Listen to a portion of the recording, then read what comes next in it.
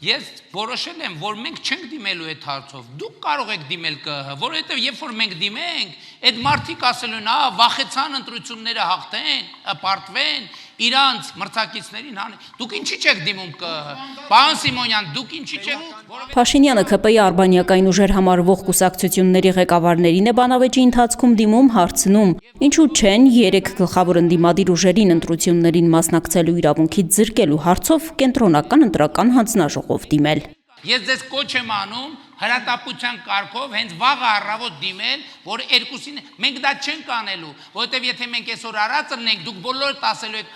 վախեցակ ընտրությունները պարտվել։ Հանրապետություն կուսակցության ղեկավար Արամ Սարգսյանը, որը հայտնի է որպես Փաշինյանի քաղաքականությանը իր աջակցությամբ, արդարանում է։ Ես հրապարակային դիմել եմ կենտրոնական ընտրական հանձնաժողովի նախագահին, նա ասել է, որ Հայաստանի Հանրապետության կենտրոնական ընտրական հանձնաժողովը նման լիազորություններ չունի, ինչպիսին ուներ Մոլդովայի կենտրոնական ընտրական հանձնաժողովը։ Արամ Սարգսյանի պատասխանը Փաշինյանին չի բավարարում, ինչու գրավոր չի դիմել։ Ոնց իրավական ընթացակարգեր կա։ Վաղը կդիմեմ գրավոր։ Վաղը դիմեք։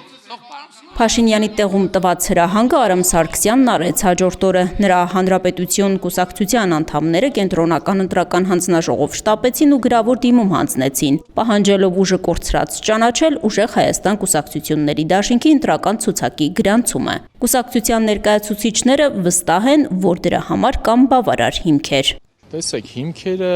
կարելի է մեղմ ասած չչունեն, արդեն որ երրորդ ամիսն է Հանրապետություն կուսակցության նախագահ Արամ Զավենի Սարգսյանը, հասարակական սեկտորի ներկայացուցիչները, հասարակական գործիչները բարձրաձայնում են տեղի ունեցող բազմաթիվ վատառողջ երևույթների մասին, արտաքին ազդեցության մասին, ֆինանսական թափանցիկության մասին, խոսույթ կա արտասահմանից Հայաստանի Հանրապետության քաղաքացիների վրա ճնշում գործադրելով Հայաստանի Հանրապետության տեղափոխելու մասին։ Հանրապետություն կուսակցության ներկայացուցիչները չեն թաքցնում, որ այս քայլով Փաշինյանի հանձնարարությունն են անում։ Տեսակ ինչ տեղի ունեցավ,